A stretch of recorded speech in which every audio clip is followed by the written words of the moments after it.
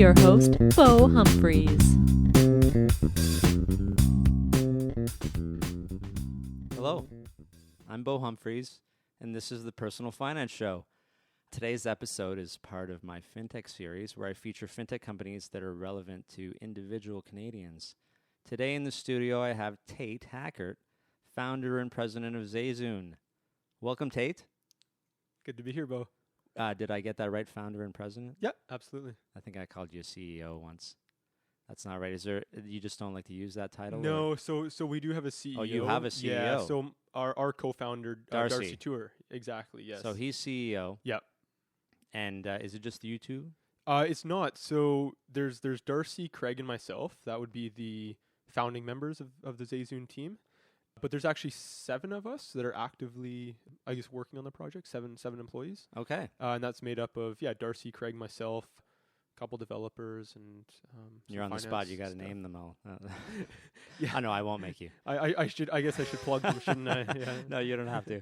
At the beginning of the year, I published a written interview with Tate, but I heard he was going to be in town for the Payment Canada conference, and we're going to talk about that in a little bit. It's the next couple of days. So I asked him to join me in my studio/dining room table. Beautiful dining room. Yeah. Oh, thank you. Nobody can see this, and I don't have to tell them. But there's an unfinished puzzle that my wife and I are working on. Well, and actually, but what kind of strikes me a little bit more is the number of violins and keyboards that are around. Yes, and the ukuleles up there, which you haven't even seen. Right. There's a banjo uke up there. So I play the keyboards. My wife plays the fiddle, and she also plays the ukulele, and that's a mandolin over there. ZayZoon. So I wrote about this. So if you want a really detailed written interview and find out about Tate and his background, which is actually pretty interesting, you can go to investwisely.ca and read that. Actually, if you go to Google and type in ZayZoon, I'm on in the top 10 there, so that's good. So just type in ZayZoon and look for Invest Wisely, a FinTech series. What I normally do is get you to describe your business to a 5-year-old, a smart 5-year-old who knows a little bit about money and how money works. So how would you describe ZayZoon in the most, because I like simple stuff. So how would you describe it in very simple terms? Yeah, ZayZoon provides employees with a way to access their already worked wages before their next payday. There's over 2 million employees here in Canada that use egregious short-term loans to help smooth their cash flow. And they're using these regularly each and every year. And ZayZoon really wants to provide a responsible alternative to these short-term egregious lending vehicles. We don't actually provide the employee with credit. We just provide them with a way to access their wages earlier and at any time they choose. So it helps really smooth out their income, if that makes sense. Yeah, that makes sense. Maybe the 2-week or even monthly, I guess some people get paid monthly. Maybe that schedule doesn't work for the expenses that everybody has. And hopefully it's not they just need money for a frivolous purpose. They actually need it for some reason. So you're helping them get it. How do they actually get this money? Give us a little more detail on that. So ZayZoon integrates with payroll providers. And through that integration, we become automatically available to hundreds of thousands of employees across Canada. And those employees can log into their ZayZoon account, and based on the hours that they've worked, various other things in their employment data, they can choose to access an amount that we've already pre-approved them for. They take out the cash, and within payday after next, so about 20 days on average, they pay that advance back. I hate making this comparison, but it's a very good comparison to make because it's something that most people understand, which is ZayZoon essentially gives the same utility as a payday loan. It's a short-term money vehicle, but we do it for about 90% less. I like that. Yes, which of course in the egregious payday lending space is something very important we see as a responsible product for our consumers. I don't like payday loans, and you don't like payday loans. I know that. And that's one of the reasons I approached you in the first place, is because payday loans are a huge issue for people. Let's focus on the people who actually need money right now for whatever reason. Something happened, something that they couldn't control. And it could be just their behaviors ran out of control, but they're in trouble now. Let's not even worry about why that is. We can maybe try to fix them later. But for now, they need money. So their options are, if they have a credit card, they go get a credit card cash advance. That costs like a $3 fee immediately, and then the interest starts right away. And if they pay it back soon enough, then it might not cost that much. But it still costs at least that $3 and probably another $5. What would you say in interest? Yeah, absolutely. Typically? Depending on the amount, for sure. I think what's really important to point out is a number of our customers take out very, very small advances. We're talking $100, $150, and that's which is what a payday loan would be anyway, right? Payday loan would be sitting a little bit higher. So in Canada, it's sitting at around that $500, $600 Is that range. what they do? Okay. Yeah, so our average is a lot lower, and actually what we're finding a lot of people doing is, I messed up my bill, I miscalculated a payment, I am going to get hit with an NSF charge. Yeah. I know that ZayZoon can get me money right now, and it's going to cost me $2.50 for that $100, and that's going to save me a $45 NSF fee. That's good if you have that foresight that NSF is coming because I made a mistake. And we're actually surprised at how many people do have that foresight and are very proactive ZayZoon customers, I suppose. Okay. I don't know if that's typical of the industry. I don't feel as though it is, but I know that our customers in particular, the ones that we've interacted with anyways, are very, I would not classify them in that typical payday loan structure. Yeah, and I actually really like that option. You're not necessarily needing more money than you normally need, but you realize you just made a mistake and it's going to be another 2 weeks or a week or whatever until you can get that amount of money. Let's say it was $1,000 and it's going to bounce. You're going to get an NSF that you can't afford probably. Nobody really can afford an NSF charge, 45 or whatever it might be. I think 48 at TD right now. Is that what it is right now? Banks don't like it when you don't have sufficient funds. So you have ZayZoon set up in your payroll company integration area where all the cool apps are, and you say, hey, I can get access to this, whatever formula you determine is reasonable for however much they make and however close we are to the payday. And they cover that, and then on the payday after next, it automatically comes out off of their paycheck, right? Correct. I've done a little bit of research about this, but that, I really like that option. So it's not, I need money sooner for whatever reason because there's an emergency. That NSF one is interesting. So if you don't have a credit card to do that credit card cash advance, that's probably the second cheapest one to ZayZoon. And then if you don't, likely if you're in a payday loan situation, your credit cards are maxed or you don't have any or you can't get credit. You got to go into the payday loan company, give them your life story, all your paychecks, everything like that. And it's really invasive. And on top of that, it costs $21 here in Ontario, $21? Yeah, 21 here in Ontario, yeah. $21 per 100 for a 2-week period. Yeah. And that's not, you don't have a year to pay that back. It's not $21 a year. It's $21 every 2 weeks. So do you have the quick calculation or the number you use, what percentage interest that is on an annual basis? It's here in Ontario, it's 599.9% APR. That's insane. If you're thinking about what's the value of me putting some money away that I don't have any current use for, the value is 599% interest. Because when something happens and you don't have those funds and you don't have any other way to get money, that's where you're going to turn. If you don't have a ZayZoon account, which, if you do, you're fortunate, and soon everybody will have access to that, I'm sure. But put a little bit of money away. And you're kind of focusing on that end of the spectrum too, right? Your business is providing access to funds, but part of you, I know, wants them to already have access to their own funds. Yeah, we have some pretty interesting things coming up in the coming months, I would say. ZayZoon's primary goal is to provide responsible financial products to an underserved generation of employees. And we're going to do that by various means. And yeah, there's a couple interesting things coming up.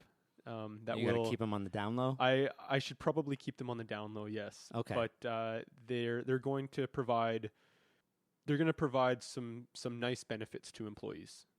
That's good. The more benefits that employees have, or in this case, a lot of these employees are probably millennials, and there's a lot of companies out there targeting millennials in a way that makes them think that debt is awesome, and just get some debt. But they're being bamboozled in a way into thinking, get this, credit's awesome, and they don't really know enough to make these decisions, and a lot of people don't know enough. So you're, as well as what you're already doing is providing them access to their paycheck early and making it really simple for them to pay it back because it's automatic. They don't really have a choice to pay it back or not. It just comes out of their paycheck, right? Yeah, exactly. So it's not that you got to go back to the payday loan company and pay that back on your own. ZayZoon is the better alternative to these other options. The best alternative is to not be in the situation in the first place. But if you need money ahead of time, you have better options now, and they're going to probably get even better with these top secret things that Tate is going to reveal soon. So keep an eye on ZayZoon for that. Anything else you want to talk about in terms of ZayZoon? No, I think so. Obviously, we're sitting here in your place in Toronto, and the Canada Payments Summit is coming up. Yeah, the next couple of days. Yeah, so I think it'd be cool to talk about that and go over some different discussions that we're both interested in that are happening there, whether they're keynotes or panels. I'd like to do that. And first, though, I want you to share your experience. You're the winner of last year's FinTech Cup, 20 grand. Yes. So take us through the experience of competing for this 20 grand and then how it felt to win the 20 grand, first of all, because I don't know, a lot of people know what that feels like. And then what you did with it and how it kind of helped ZayZoon. The FinTech Cup last year was the inaugural one. It was held in Calgary, which worked very well for us, and it was an amazing experience. So the FinTech Cup provided us not only with the $20,000 monetary benefit, it provided us with a ton of intangibles. I guess tangibles in a way, which just came by way of PR and. But it's not cash money. Exactly, it's not cash money. Exactly. But they're almost more valuable. For sure, absolutely. The connections that were created there, and even a year later now at the second FinTech Cup, which I saw 10 finalists are competing. Is that how many there are? That's how many were there for you? There was four finalists that competed at the actual pitch event. Okay. So it'll be an interesting year. So you had to pitch the idea of ZayZoon, and at this time, this was a year ago? This was a year ago, yeah. And you were how far into ZayZoon? Like the company was, you had your product. We had our product. We had very minimal beta testing with just a number of employers around the Calgary region. But yeah, very, very far from where we are now. Yeah, so you pitched that idea and you competed against 4 other people. Well, a lot of people submitted applications, and you guys were, the 5 of you were picked as the finalists. And then judges deliberated, and you were chosen. You get a big sack of money. And a beautiful trophy. And a trophy. And do you have, you didn't bring it. Did you bring it? I didn't bring it, no. No, were you supposed to? I hope not. I don't think so. It's yours to keep. I think I'm supposed to hand off the FinTech Cup. Yes. But I don't think it's like the Stanley Cup. I think I actually get to keep it. So you're going to hand off this time. So are you involved in the judging at all for this year? I'm not involved in the judging, but I am involved in pitch mentoring. Okay. So tomorrow morning, 9 to 12. Semifinals or quarterfinals, whatever it is? Yeah, exactly. I don't think there's actual finals, but I think it's just mentoring the entire group of the 10. And they've already been picked out of a whole bunch of submissions. Exactly. Probably by Payments Canada. Yes, yeah. Yeah, so there's myself and I think 5 other mentors to help these people perfect their pitch. And of course, on Friday, the FinTech Cup happens, and they'll hopefully take some of our advice or none of our advice, depending how good it is, and pitch, and one of them will be crowned the winner. I haven't looked in depth at all of the companies. However, Lending Arc is one company that's out of Calgary, which I gotta, of course, give a plug for because Sure. hometown, love there. It's all about plugs here at the And, Personal Finance Show. And so I know that Lending Arc is obviously competing for this FinTech Cup, and Lending Arc is making some waves for sure. They're making some noise in the space. And are they? Can you compare them to another existing company right now, or one that's bigger? Or are they? What space are they in terms of the lending?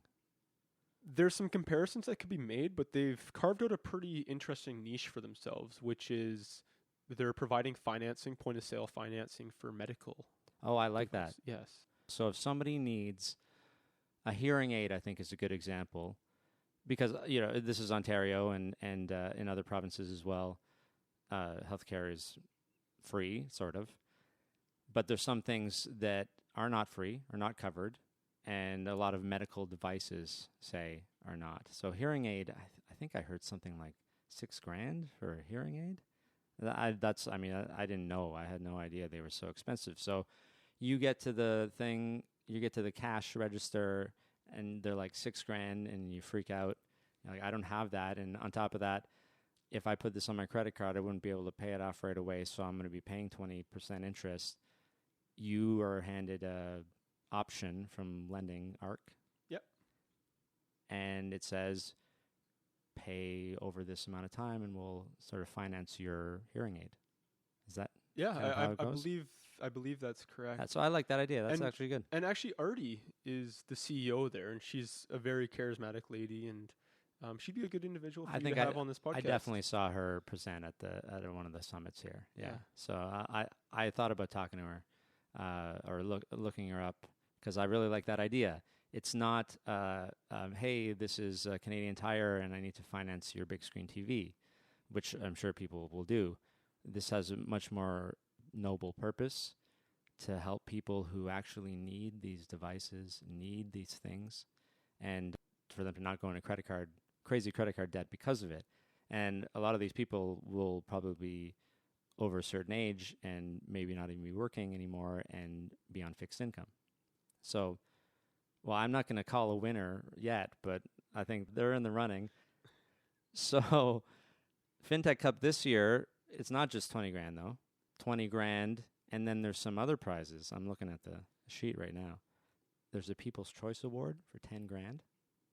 There's a second prize these are 3 People's Choice Awards: $10,000 first prize, $5,000 second prize, $2,500 third prize. So on top of the $20,000.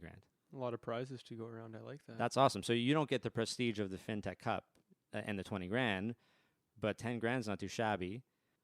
And like you said, a whole bunch of other intangibles for that.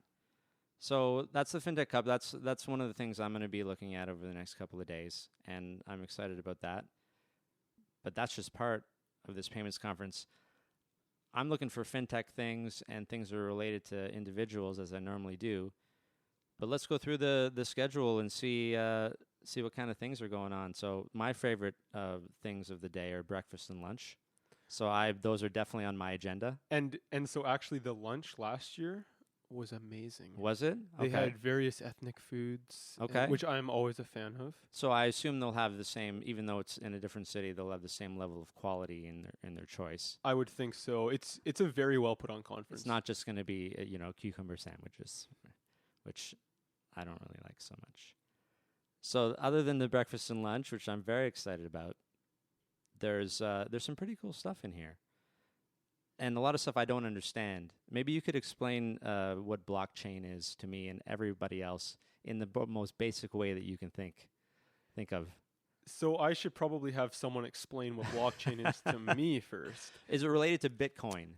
It is. So blockchain is the underlying infrastructure that allows these virtual currencies to be transmitted, if that's a word that I could use there. But Bitcoin is one of the currencies that uses the blockchain technology.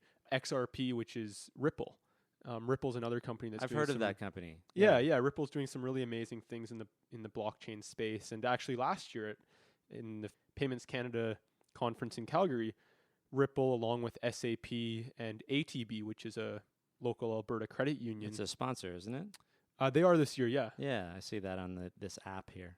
They actually did a real life transmission through the blockchain. I believe it was the first international transfer Really? that was done. Yeah. So what is I'm just seeing there's a lot of stuff about blockchain in here, and I'm gonna try to go to one and not fall asleep, but I might fall asleep because this is really about the underlying technology. What does it mean for people, like regular people, if this all gets way better? Lots of improvement in the payment space is the biggest one. Micropayments become a lot easier. You know, I think I heard this example once on a Tim Ferriss podcast, but it would hold true for, you know, the Bo Humphreys podcast as well, which is how cool would it be if you could have all of your listeners donate just a few pennies? Just some pennies. Yeah, and just some pennies all of a sudden add into a really large amount of money. And the reason they don't now is because the transactions cost more than a couple of pennies, so it wouldn't make any sense. Exactly. The processing that happens behind the scenes is costly and inefficient. So blockchain will really help with all of that. So it makes it probably cost fractions of pennies, so that a penny transaction actually is worth it. I believe so, and hopefully they're actually talking about some of that. Yeah, at the conference. We're going to learn about this stuff. Exactly. I could use a crash course. We're not the experts. He's got developers that do all the techie stuff for him, and I know nothing about this stuff. So, yeah, I think I'm going to learn a lot, and I think so. We got blockchain. We got. You also have an event. You want to discuss that event? I do, yeah, and that is Thursday, May 25th. Okay. So it's a panel discussion. It's myself, Carl D'Souza, who's the Director of Product Management at Tangerine. Oh, okay. And Alex Benjamin, the CEO of Lendful, which is a Vancouver-based FinTech company that does consumer loans, consumer financing. Okay. And we're just talking people strategy. So attracting, engaging, and growing payments expertise and how that's looking. Like that. So that will be interesting conversation for us. We're going to be the smallest fintech on the panel, obviously Tangerine being the largest. I'm a big fan of Tangerine. Absolutely. They're a great company, and I think hearing some of their insights as to how they've developed that company and the talent that they've hired in the payment space will probably come out in their branding. Because, you know, Tangerine and other, I don't want to call them a virtual company because there's the cafe over at a Young and Shooter over there, but the branchless companies, the banks that are out there, they've had to sort of write a new book about how to do things and how to do them probably much cheaper than everybody else because they don't charge any fees for anything. The only thing that comes to the top of my mind is obviously Interac is a third-party service that people have to use for email money transfers, so that costs money for pretty much everybody. And actually, on the topic of no-fee banks and virtual banks, I believe Daniel Eberhard's doing a talk as well. So this is Coho? Coho, yeah. Daniel's the CEO at Coho. So tell me what Coho is, because it's confusing to me. So Coho is exactly everything that you just said, which is a no-fee online virtual bank. Okay, so they are a bank, even though they say that like we're not exactly a bank, but they're not just a bank. Is that what he's trying to say? Right. So essentially, Coho is partnered with a financial institution that can accept deposits, and they provide you with a really sleek-looking app, as well as really cool tools that are built into that app, budgeting tools and savings tools. So if you wanted to save for a trip, for example, you could start trying to meet your goals, and your so it's app all tracks integrated. all of that. It's not just like a separate app that you might use and then go to your bank and try to do it. So they're integrating all that stuff, and this is for people. I mean, banks are pretty dull in most people's minds. Sorry about the banks who are listening right now, but it's true. So step up your game because Coho's taken over. Yeah, it's a very cool product. I have a Coho account. I haven't used it as much as I should. I signed up too. I think I still have to do some identification Right. stuff to prove that I'm myself, which is always good, but I haven't done it yet. This is like, I feel like a lot of things are changing in terms of, I call it the democratization of personal finance. Everything's more accessible. Everything's more available for everybody. You don't have to have tons of money to invest. You don't have to, with Lending Loop, who I was on the previous podcast, they make it easy for you to put in, $25 and invest in and help your neighbor, or, a neighbor from another Canadian city. You don't have to have $100,000 to help somebody with their $100,000 loan. Well, I think that's good. I'm glad you came here to the city. I know you got a busy schedule when you're here. You're a mentor and you're attending this conference. It'll be good to actually spend the next bulk of the 3 or 4 days in Toronto and checking out the sites. And yeah, I hope it's really nice out today. I hope the weather holds up. And so the conference is down at the Western Harbour Castle. Come check it out. And, maybe there's some cool things to learn. And I'm going to be there. I'm going to be, my goal here is to bring all the stuff that's relevant to the public that might help make your life easier. And so there's a lot going on and a lot to report on. Looking forward to it, and I'll be there at the FinTech Cup when you're handing it over. Yeah, I'm excited for the FinTech Cup. It's going to be good. Okay, well, thanks Tate for coming. Yeah, thanks for having me, Bo. We'll probably check in with you for an update in another 6 months. Absolutely, I like that. Okay.